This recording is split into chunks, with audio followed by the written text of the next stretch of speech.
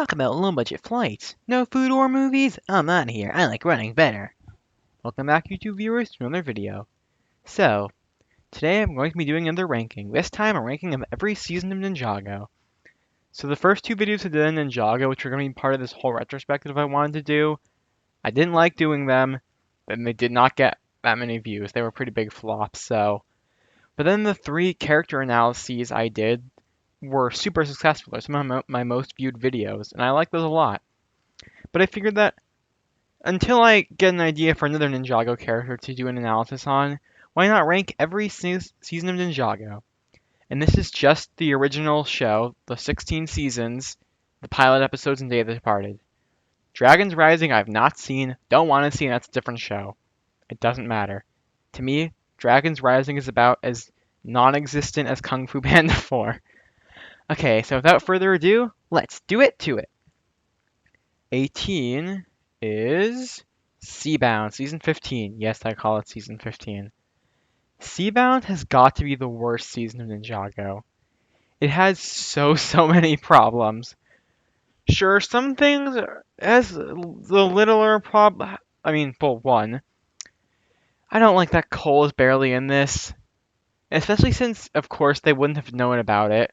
But because of Kirby Morrow's tragic passing, this was the last season he was able to record his lines for, and he just barely got to do anything.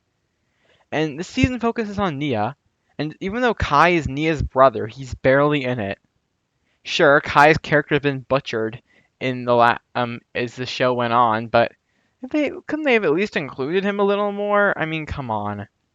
Kalmar has personality. He's a fine villain. His problem is that he's so obviously just a ripoff of Pythor, who is, in my opinion, the best villain ever. Yes, ever. I did a whole video on it, and it did very well. So when I have to deal with this, Kalmar is just boring. It's been done before. When a writer or series does a villain so well, they'll want to repeat that success by doing the exact same villain again, but slightly different. And Kalmar is not even that big a problem compared to everything else in this season. Benthomar is a very boring side character. I don't know why these Wild Brain seasons had an obsession with some boring side character going along the ninja's journey. And while he's not well, actually he might be the worst, I don't know. His story is just, it feels like the definition. If you ever watched Lego Masters, you know that whenever the competitors are talking to the judges, a lot of them come up with some sad sob story to make the judges root for them. And that's exactly what his backstory sounds like. It's one of those sad sob stories. I don't like how these Wild Brain seasons, the ninja, they always get such specific suits for each season so that when they're not wearing them, they have to wear their season 11 suits, which are fine, but I'm just so sick of them. I especially don't like those mask designs very much. Nia, I don't mind Nia having her own season, even though she was definitely she's always been my least favorite ninja, but she's just made to be so unlikable here. She's annoying and bratty, her mom is annoying, and then when she sacrifices herself, I'm just thinking, gosh, another thing they're trying to repeat. Well, this is done on different circumstances from Zane's death. It'll just always make me think of how Ninjago did a sacrifice so much better than this. On top of that, I just don't care about Nia the way I do care about the other characters. So, and stuff like Jay's almost death is just so convoluted and dumb. But at least, yeah, this is the worst Ninjago ever gets. And really, it could have been worse. I mean, other seasons could have turned out worse than this did, so... Well, this is still really bad. At least this is the worst it ever gets. It's not the movie, after all. Okay, number 17, Season 11. When this season came out, it was everywhere online. All the fans were talking about it, going through little rumors and trying to analyze every single little detail. Did we really like this season? No, hardly anybody likes this season. But we still went everywhere. We were still searching through every nook and cranny of this when it was out. I still have fond memories of that, even though this season was not very good. And looking back, yeah, it's pretty bad. When I watched this for the first time, I thought it was mediocre. When I watched it for the second time, which was with my brother, I didn't really like it the first time that much, but when I watched it with him, Watching this with someone else, I find that it's better. It's still not good, but it's definitely a lot more tolerable. But when I watched it again by myself, I hated it so much. I mean, the season introduces Fuji Dove, who is awful. Once again, the seasons just have this obsession with introducing all these lame new side characters. I mean, does anybody really like them? Or just has issues such as Gail Gossip? Yeah, I know she's from season 2, but that was just one episode, and she wasn't the focus of it or anything. She was just there for a bit to broadcast what was happening to Ninjago City. And then they bring her back in the Oni trilogy, except again, she's not in it that much. But here they just keep putting her in nonstop. She's just annoying and not funny. The Ice Emperor is a good reveal, I guess, even though we all saw it coming. But he's just Zane is. I don't mind that Zane didn't have PTSD or something from this, like everybody wanted him to. But it's just annoying that he reverses he gets changed back to normal so quickly. Asphira is not the worst Ninjago villain, but she's sure not a good one. The ninja are just complete idiots here. Their whole lazy arc in the beginning is so bad compared to how the lazy ninja thing in the beginning of season 1. That was way better. I think way more could have been done with this season. I mean, imagine. I've always thought that what if Forbidden Spinjitzu and were instead created to be some kind of thing the first Spinjitzu master made to combat the Overlord in case he ever returned, because we're given no explanation as to why he created it. He just did. I will say this though, General Vex was a really good villain. When I last watched this season, I was surprised at how good a villain he was. The performance by the late Michael Kopsa, I believe that's his name. Rest in peace. He also played Samukai, so he's been with this franchise multiple times. And the animation is good, but one of my problems with the Wild Brain seasons is that I don't care that the animation is really good because the actual style is just ugly. Everything has this weird gummy look to it, and Ninjago City doesn't look as vibrant as it used to. I don't like the way Spinjitzu looks, and this season is just it's the pretty much just the bare bones of what you'd expect from a season of Ninjago, but it's done very poorly. Not the worst, but still pretty bad. 16 is season 6, Skybound. When this came out, it was my least favorite season. My brother and I both agreed it was easily the worst. We hated it so much. And I just refused to rewatch it for a few years until I finally caved in and said, well, it's still the worst season, but it's not quite as terrible as before. Then a few years later, I watched it again, and I can safely say that this is not good at all, but it's definitely not the worst. It has some good. For example, it follows up season 4 and 5, where they really bumped up the animation budget from seasons 1 and 2 and even 3, but they still kept those original designs, which I love. So the show, and it doesn't look like lower, like the budget was slashed like for season 7. So it's one of Ninjago's best looking seasons, I'd say, because I love the style of this era of Ninjago. But the writing is. This is where Ninjago's writing first really took a dive. Scott McNeil plays Nauticon. Could have been great. But Nauticon is a terrible villain. The Nia thing is just so weird, and I don't want to get into it because we all know how terrible it is. I think it would have been more interesting if his goal was, yeah, to rebuild Ninjago. Because I like his lines, like when he's talking to the crew, and Flintlock says, you said this was about all of us. And we rebuilt Ninjago. Isn't this enough? And he just yells at him, you fool, it will never be enough! Except, most of the time, he's just boring, and he only succeeds because another big problem I have with this season is that the plot only functions because the ninja are made to be complete idiots. They are outwitted, outsmarted at every turn by characters who should not be able to beat them. Ronin hunting down the ninja, one, it reverses his character development from season 5, but it also makes no sense how he'd be able to beat them. I think it would have been more interesting if Nauticon just had to collect enough people in his sword, and then he could rebuild Ninjago, and all he would have to do was just, yeah, collect enough souls, and then he could get infinite wishes. He wouldn't have to marry Nia, which, what makes it so creepy, especially, is that he didn't need Nia. He could have just taken any woman, which is just, no. The Sky Pirates are okay. I mean, I just don't really like him that much. I like Clancy. That's only mostly because he's voiced by Ian James Corlett. I don't mind Jay being the main character, but I don't know. since even though I do really like Jay, since he's a comedic relief characters just don't really work as the main character of an entire story. Main character of an episode, sure, but the main character of an entire 10 episode season just doesn't work at all. Especially since the development he just magically gets, he completely forgets it the next season. So it's like this. So even though he remembers this season, it doesn't really matter.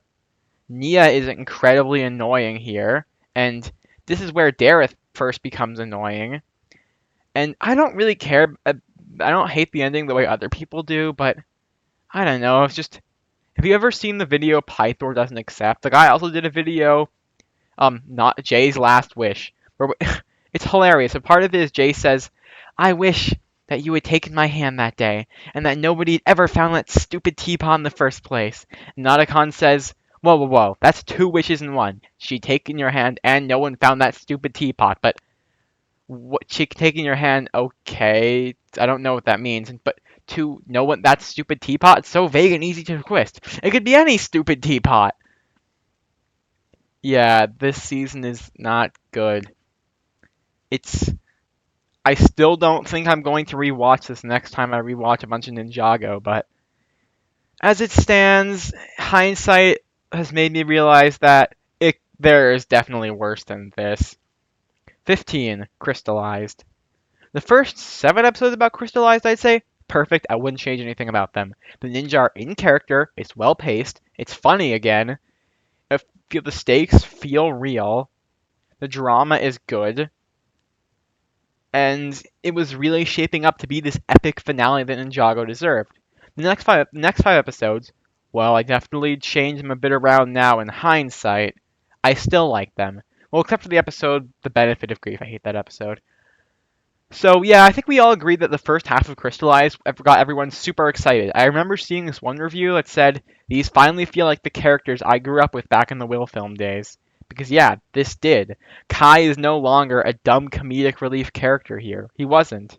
Jay isn't as unbearable as he was before. Although I will say I have some problems with Crystallized's first half, like why did Lloyd quit the team? In season 4, he was the one ninja who wouldn't quit, the one who wouldn't give up, the one who tried to convince the others to come back. And like, I can understand Kai and Jay getting a little messed up after Nia's sacrifice.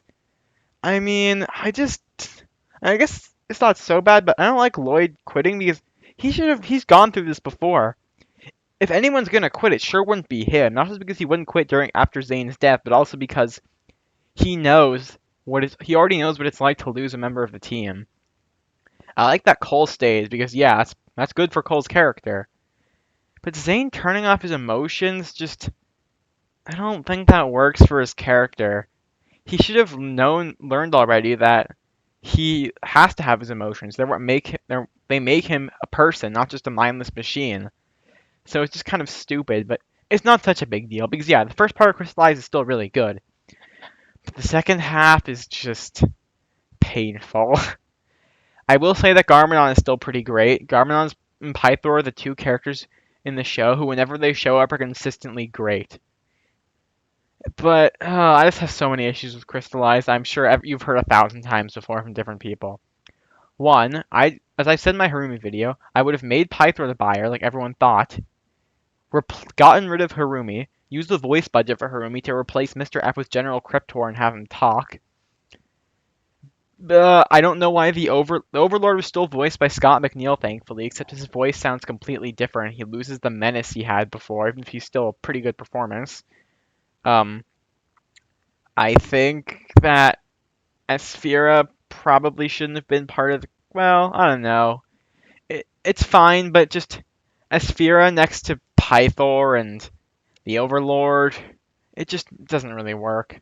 Or the Skull Sorcerer too, because he was a good villain, but I mean, like this version of the Weekend Whip, but Crystallized just has a lot of issues. Like, for example, as Duckbrick said in his review, the Golden Dragon set had Lloyd in his Oni form, but with 2 arms. So he thought maybe he was going to end with Lloyd realizing that the only way to beat destruction is to combine the Oni power form, the power of destruction, but ride the Golden Dragon, so he could combine the power of destruction and creation to beat destruction once and for all. That would have been awesome. But no, it was just Lloyd is consistently told by Garmadon, you gotta use your Oni form, you gotta get angry and powerful. And then once Lloyd sees it, he gets scared of his own reflection and immediately shakes it off. I'm just wondering, what is the point here? Because Lloyd should know that some people can be redeemed. Not all people, sure, but even people who seem really awful can be redeemed. Just look at Garmadon. And then he says stuff like, the Oni are completely incapable of being good. What about Mistake? Does she not matter? And then, I mean, I hate the use of that lame Inner Steel song for the finale. It should have been either the Weekend Whip, the original version, or the Ninjago Overture. Everyone, I mean, if you've seen, there are multiple edits of Ninjago final episode, but better on YouTube, where they do stuff like insert flashbacks, which I really liked. So, while this season isn't the absolute worst, I'd say it's just pretty mediocre. It does have some really good, but this was the finale to a show that's been running for 11 years. That's a major part of mine and so many others' lives. And as a finale, it just didn't live up to our expectations. This was not the finale we deserved, nor was it the finale we needed. 14. Season 14, The Island. This season is fine. It's just okay. It's so short, it's kind of hard to judge because what do I even say about this? But it has an interesting aesthetic. I just don't care about this season. It's nothing particularly memorable, but it's nothing particularly awful either. It's completely middle of the road. 13. Season 12, Prime Empire.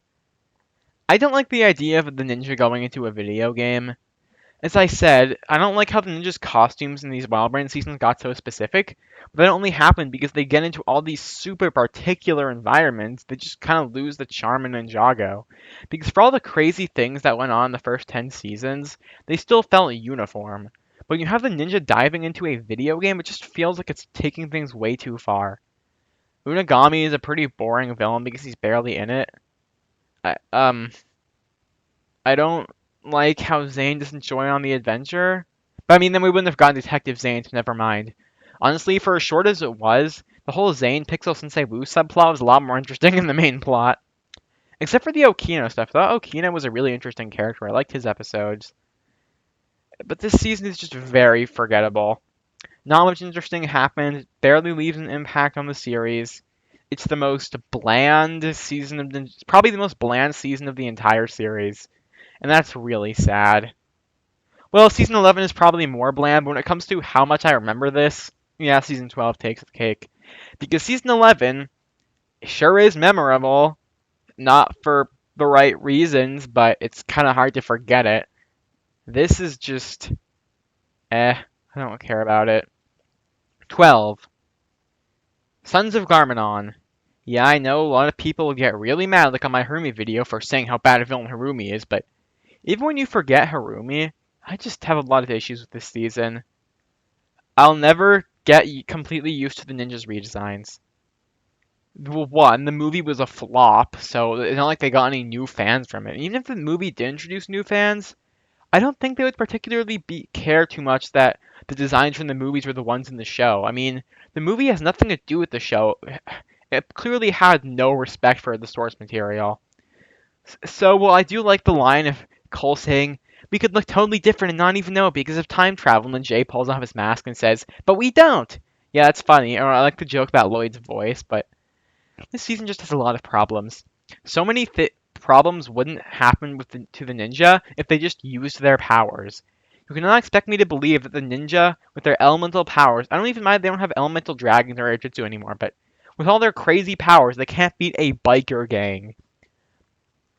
Or the royal family. I'm not entirely opposed to them just randomly existing, but it's just, it kind of falls flat for me in this. I don't mind it as much as the Temple of Fortitude just exists in Ninjago City like in season 3, because at least that was something that people knew about, apparently. This is the royal family is supposed to be secret, yet apparently they've just had this gigantic palace in the middle of Ninjago City. That's too hard to believe. Or they're just lines that annoy me where Lloyd says stuff like, oh, don't mind it. Places like these always have colorful names. Blind Man's Eye, Hiroshi's Labyrinth. But that's just wrong. I mean, Blind Man's Eye, that mountain was super crazy and hard. It took an entire episode for Ninja to trek across it. They had to deal with avalanches and storms and all that kind of stuff. Oroshi's labyrinth was all who enter are never found. The only ones to ever escape were Hiroshi himself and then Lloyd and Garmadon. So when he says that, don't worry, these places are fine, that just you're good. You're going out of your way to mention these places that us hardcore fans would remember, but you're completely missing the point of them. Why even reference it then? I have a problem with that too. I think I mentioned this in my Harumi video, but I have issues like whenever an episode was written here in season 8 was written by the Hageman brothers who wrote the entirety of the first 6 seasons, every single episode, and the pilots too. You have Nia seeing Harumi looking at a picture of Lloyd and Garmadon, and Nia says, "Believe it or not, that used to be Lord Garmadon. He's made some mistakes, but he's made up for them." Or Cole said, "Garmadon wasn't a bad man. He gave his life for Ninjago." Because yeah, all that stuff is true. But then when you have episodes that are written by Braggy Shoot, I'm sorry if I'm mispronouncing his name, I don't know how to pronounce it, but whenever you got episodes written by him, you have the Lloyd say stuff like that I had Ninjago's greatest villain as my dad. It was an unusual relationship, but as weird as it sounds, I still miss him. He acts like Garmadon was always evil, which is just wrong and doesn't make any sense. And this season just the animation is very good. Considering how different it was from the first 7 seasons look, I do like the look of this season aside from the new character designs, but I still have issues with the design here too. Like, what did they do to Spinjitzu? It just looks so ugly now. I mean, Lloyd and Jay still look exactly the same, but stuff like them trying to make the ninja Spinjitzu look like their elements. Well, one, the effects from those Spinjitzus don't. The water Spinjitzu that Nia has just looks so fake. So does Cole's and Kai's and Zane's. The ninja no longer say Ninjago! They no longer have to shout the name of their element when they use it. It just feels like they were trying to make Ninjago more serious. And yeah, Ninjago had serious moments and stakes. It worked because of those. But here they went all in and trying to make it more mature. But by trying to make it more mature, they lost a lot of elements of what made Ninjago entertaining and funny in the first place. So, not the worst season ever, but and there's still episodes and scenes I really, really love. I mean, when it's funny, it is able to reach the comedic heights that the series used to reach, but when it's bad, it's really bad. 11. Time for something I actually do like, because yes, I do really like Day of the Departed. It's not the best, but I don't know, there's just something about this special I really enjoy. I like Cole in here, I like Yang as a villain. Quite a lot, actually. I think the concept, while not done the best, was still handled relatively well. I like the music here a lot, especially I really like the Rift Whip. I don't know why they bothered to compose an entire new Weekend Whip for this special, and even a new song as well, but I like them both. I like the ninjas' outfits here a lot. This season just feels like, even though it was written by a different writer, the first new writer in the series had ever had, it felt like he did his homework. He knew what Ninjago was about and what the fans liked. Sure, it was rushed, but it was a 45-minute special. Of course it's going to be a little rushed. I'd say he did a very good job. It's not amazing or anything, but I enjoy Day of the Departed. 10. Hands of Time. Hands of Time gets way too much hate. Yes, it looks significantly worse compared to the first 6 seasons. The animation and art direction clearly had a huge budget cut. But that never gets in the way for me the way it does for other people, because sure, it's distracting to go from the level of quality that the series reached before, but it's not the worst. I think Acronix and Crux are pretty great villains. Acronix is just so funny with his new technology obsession, and he's contrasted well with Crux, who just is a Luddite, except way worse than your average Luddite. He just absolutely despises modern technology. They're a good team of villains. I don't think Blunk and Ragmonk are as annoying as everybody says. Sure, I don't know what it says about my sense of humor, but I think some of their lines are funny. Not all of them, but some of them. I don't mind what they did with Kai and Nia's parents. I think it was done well. I like the actual story, the way it unfolded there. I think Sensei Wu was handled rather well. The season had a really good opening episode. I think most people would agree with that, though. I like the Time Blades as MacGuffins. I think the season finale is pretty well done.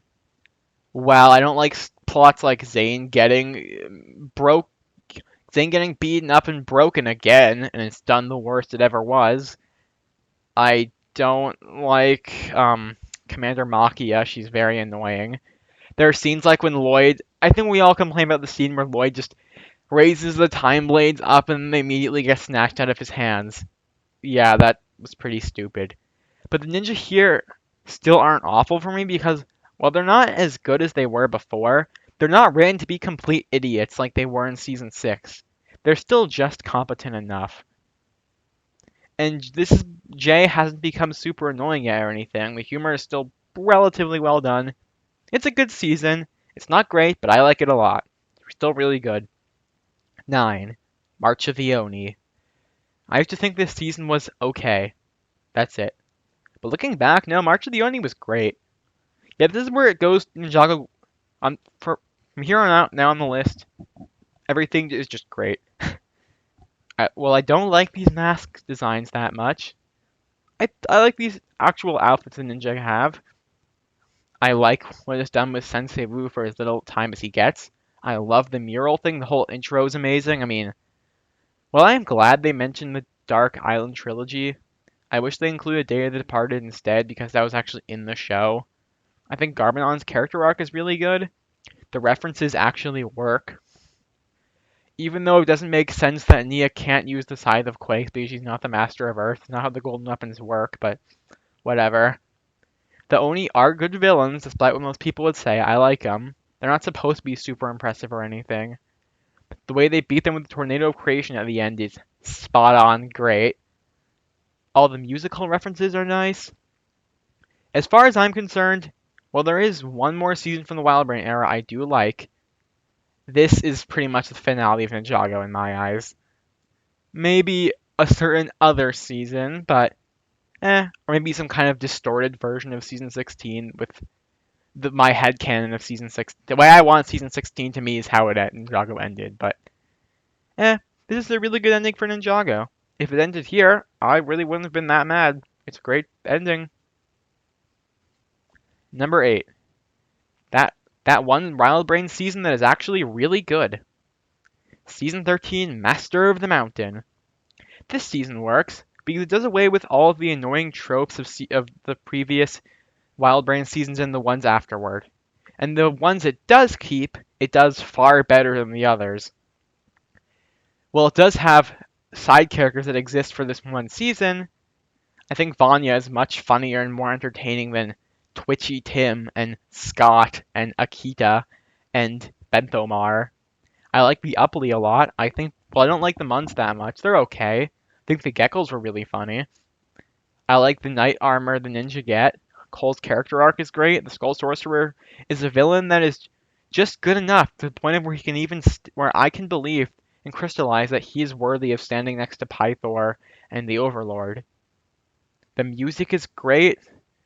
It adds interesting lore. It builds on interesting lore instead of just making up new lore. But it doesn't do it in an annoying way like season 15 where they just completely scratch the idea that the first Ninjutsu Master even created Ninjago, which is lame. It goes for, yeah, once again goes for a new aesthetic, this time being this kind of Lord of the Rings, Dungeons and Dragons thing, but I think considering how the ninja are ninja, them becoming knights is a lot better and more interesting than them becoming characters in a video game or them becoming ocean explorers or whatever.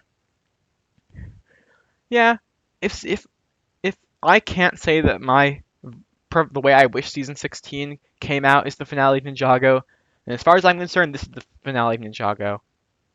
I mean, Sensei Buu actually does stuff here and is useful again and likable and funny. That always works. Sensei Blue was always one of my favorite characters, so I like that he gets a lot to do here. His character arc is interesting. I even can get really tired of those arcs of stuff like the old master dies and then the new generation to take over for him, but I like how this establishes that um what was I gonna say? Um Oh, I'm so sorry, guys. And if uh, yeah, I like how this establishes that Sensei Wu may be the old master, but he's still useful. Just because the ninja have done so much without him, it doesn't mean they don't need him anymore. Oh, and I just love the way Shintaro looks. They make it this pristine ivory city, and it actually looks good. I mean, people have complained about the way Wild Brain made Ninjago City look, but since the ninja never visit Wild Ninjago City in this season, there's no Gale gossip or fugitive or anything. It is the best of Wild Brain combined with some of the best elements of previous seasons, and without any of the awfulness. So while it's not perfect, it's still really good. It's great. Number 7, Hunted. This is easily the best installment in the Oni trilogy. Hunted is excellent. Iron Baron is a great villain, I don't care what people say. Just because he's just after power doesn't mean he's not a compelling villain. He's probably Ninjago's most realistic villain, that's what makes him scary. He he was a fearmonger essentially. He preyed on the fears of Oni that all the other dragon hunters had, and used it to manipulate them so he could effectively become their king. And when they did finally challenge him, he threatened them. This is definitely I've seen multiple things that take after Mad Max Fury Road, like those episodes in Teenage Mutant Ninja Turtles, but I like those tributes to Fury Road way more than Fury Road itself. I think all the dragon lore is really cool. Faith is a good side character. Harumi is much more bearable because she doesn't have to deal with the whole dumb twist villain motivation nonsense she did before. I like getting to see the Elemental Masters again. The tone feels right. It's more serious, but it's not because of the whole First Realm stuff. It doesn't feel like it's doing away with all the cool, fantastical stuff that made Ninjago interesting to begin with. The ninja teach Sensei Wu good lessons, and I like that Sensei Wu is a main character in this season, arguably gets more development than anyone else. Now we get to see him become the great sensei we always know that he's supposed to be. Kai gets some really great scenes here. I'm glad Kai still got some good scenes, like him teaching Sensei Wu about confidence, having wanting to stop the Oni Colossus. They're just really funny scenes here too. The humor's on point the way it used to be. This just feels the most like Ninjago the show ever got once it started to veer away from that in season 8. 6. Rebooted. Rebooted has by far my favorite art direction. What I mean by that is if you were there when Rebooted was coming out and you go to the store and you'd see those amazing boxes on the shelves, because I miss when Lego sets had always in the top right corner the picture of a character there. My favorite has my Rebooted has my favorite box art, and just the way if you were like me, you would the thing you do, which I still do when I get a new Lego set, is flip to the back of the instructions to see the ads, because well the ads in the back of today's instruction books are really boring and bland. The ads in the back of LEGO instruction books back then were for some reason awesome. They put so much detail into the ads in the back of the instruction book. They have all this cool art and everything just looked awesome. And the actual season itself definitely lived up to all this cool art. This was definitely a worthy revival of Ninjago.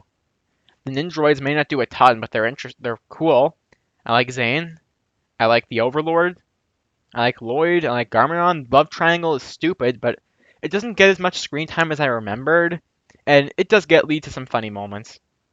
The season feels like it has real stakes, and even though it's like the Cell Saga from Dragon Ball.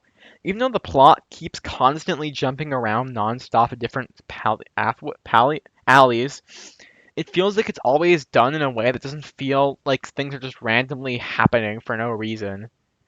The thing still feels consistent. And the season finale is incredible. We all know that. Zane's sacrifice still hits really hard, no matter how many times we see it. His funeral is amazing. It's beautiful.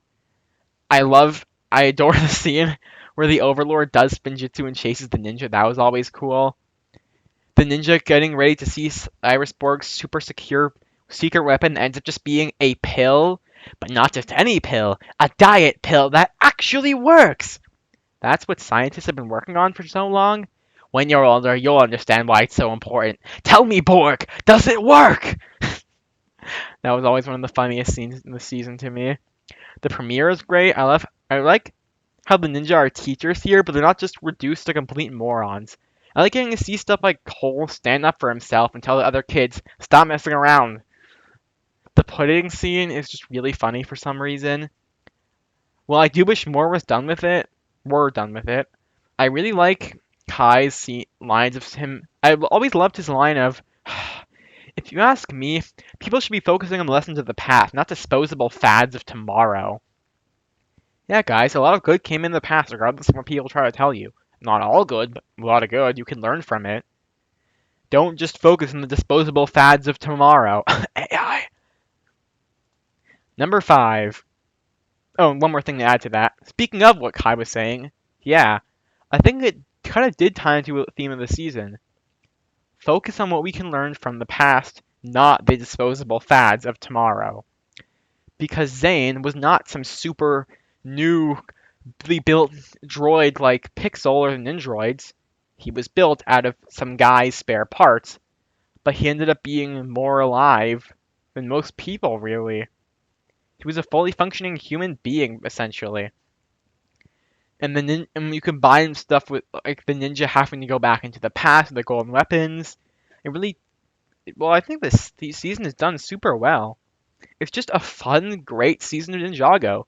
It was an amazing return to form that, despite being a revival, them keeping all the same writers and animators, it just felt like more of the show.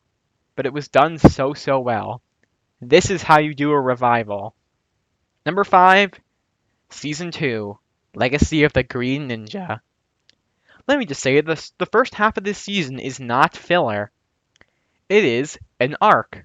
Because if it were filler, then that would mean it would contribute nothing to the plot of the show whatsoever. But it does. And I'd say those episodes are really fun and entertaining. Because the characters are still in character, so seeing them in these funny Saturday morning cartoon-esque situations, it's fun. That's what Ninjago, that's part of the reason why Ninjago was so great in the first place. It was fun. And that's something Season 8 was lacking for the most part. Or the problem with later, the Wild Brain seasons, is that it was trying so hard to be fun that it just ended up being annoying. But this arc is a fun balance. And the actual full story final battle stuff is amazing. I mean, who doesn't love the scene where the ninja go to the Temple of Light? Or Lloyd fighting the Overlord, them climbing up the Overlord's tower, everything to do with Garmadon. This season is just exciting, it's fun, it's the perfect encapsulation of what made Ninjago so great in the first place. And yeah, well, I'm definitely glad Ninjago continued after this. Season 2 was a really great ending. Number 4, the pilots. For a while, these were my favorite episodes in Ninjago. And looking back, when they definitely aren't my favorite, they're still just so much fun, which is a word I've used a lot. Because yeah, this is, in my opinion, the best TV pilot ever. And by the way, I wish they re-aired these episodes as part of season 1 because it always annoys me when streaming services never include the pilots because if some new kid watches Ninjago on Netflix, he's not going to see these, but these are really important and they're just great. I mean, the whole artwork. One thing I always like is looking at Ninjago merchandise from the pilots through season 5 and even 6 because they just this cool, unique, unified art design. Everything looked cool. I think part of the reason Ninjago was a huge success is that if you were say 9 years old in 2012 walking around Toys R Us and you would just or 2014 I'll say this I had my favorite box art and you would just see all the season 3 sets, you would think, wow, that's so cool. I want one of those. I mean, when I was walking around Toys R Us back then, I would just think, wow, that stuff is awesome. Who wouldn't want that? Who wouldn't want any of these? Because when I look at these old sets, I still get that feeling. And that's what I get from watching the pilots. It was just cool. It was a simple, really fun, enjoyable story with likable characters that was well paced. And the Hageman brothers said that when they wrote this was their first paid gig. So they said, we are going to treat this not as a 44-minute special to sell toys. We are going to treat this as a movie. And it feels like a movie. It has a great villains. It teaches some nice lessons. It's just a great all-around time. If you haven't seen the pilots in a while, I highly recommend it. They're nostalgic, but they don't. Nostalgia has not blinded me to these. These are as great as I remember them being. Number 3, Season 1, Rise of the Snakes. Season 1 is probably the most iconic season of Ninjago, and why wouldn't it be? The mystery of the Green Ninja, the Serpentine, the lessons the ninja learn I really like, the music, the episode plot, everything about this season is just perfect. It's such a likable, fun, entertaining season of television that still is able to have mature and emotional moments that really land and resonate with me. I know that they land and resonate with a lot of people even to this day. I don't like it when people say that, well, Ninjago was always really cartoony and silly and dumb because, well, it was cartoony and silly, that's what it is. It didn't use it as just an excuse to be mindless stupidity. It used its cartooniness to its advantage to craft these fun plots, these likable characters that were always going to be entertaining. If you want to, if you just want something entertaining and fun to watch, but you'll still get emotionally invested in, this is a prime example of how you do that. Well, the pilots starred Ninjago. This is what really captured the minds of kids everywhere, and this is why Ninjago has lasted for as long as it has. Number 2, Tournament of Elements. This is so close with number 1 for me, it's kind of hard to say which is better, because I feel like they're both just as good. If I had to pick one, I'd definitely pick my number 1 spot. But anyway, Tournament of Elements is amazing. Chen is one of the best villains. The plot is engaging. It's well paced. It continuously keeps you on the edge of your seat. The ninja get cool new costumes, and they get 2 sets of new costumes. It ties into the lore and expands on the world of the show so well. Its emotional moments land perfectly. It's still really funny. This is just perfection. I don't know why, but I think I do know why, but when my brother and I first watched season 4 when it came out 9 years ago, we thought it was good. We liked many parts of it, but when you're a kid, maybe it was just me, you think all romance plots are terrible and you hate them. So that Kai Skylar stuff just really butchered this, the love letter thing just really butchered the season for me, but looking back, one, it didn't, because when I watched it again a few years later, it doesn't take as much time as you think, but this stuff is hilarious. The Kai Skylar scenes are just so funny. Kai trying to act cool is all never not going to be funny. The stuff with the love letter is actually really engaging and interesting because it's not so much what that it was about the love letter, it was just about that Garmadon willingly sabotaged Sensei Wu's life and kept it from him and his wife for all these years, never told anyone because he was too ashamed of it. His sacrifice arguably hits even harder than Zane's does. His funeral sequence is just beautiful, especially all of the lines we get there. This season brings back Serpentine, except in a really good way. I like how the Anacondrae are handled here. They feel like this big, ancient threat they're supposed to be. This season is just so good. I don't know what else to say. I could just go on and on forever, except if I did, I would just be saying, it's really great. Go watch it again. Oh, and it probably has the best premiere of any season. That episode is just classic. Number 1, Possession. This is easily the best season in Ninjago. Well, I'd say before, yeah, objectively, season 4 is better or just as good. I still like this season a little more. Moro is probably the second best Ninjago villain. The plot is just as season 4 was. 2015 was Ninjago's best year. We got the 2 best seasons, not the best sets, but some really great LEGO sets still. And everything about Ninjago at this time was just so exciting. Seeing the ninja gain these new powers, and everything was just this cool ghostly aesthetic that didn't interfere with Ninjago's previously established aesthetics, just made it feel like the perfect next step for the series. And I just miss when Ninjago was like this. Just being eagerly awaiting the next season and knowing that it was going to be great just off of the promotional material because I trusted the brand. It had never let me down before, so when this came out, I was so excited for it and it lived up to that hype. It is just as great 9 years ago is just as great today as it was 9 years ago, if not better, actually, because now I have a greater appreciation of what good writing actually is. Before it was just, wow, that was really cool and funny and entertaining. Now it's still really cool, funny, and entertaining, but it has so many layers of depth that really add to it. It expands in the lore and world of the series in interesting ways. I mean, it created the realms. Those are super important. It created the realm crystal out of it. We got air jitsu. It's just a great season. I don't. I want to talk. I really want to talk about this more, but I don't know what there is really to say, and that probably would be very entertaining. So that's all for now. Comment down below your rankings of Ninjago seasons, because I know that a lot of people probably don't agree with what I had to say, especially with some of my earlier picks. But that's all for now, and as always, keep on juicing.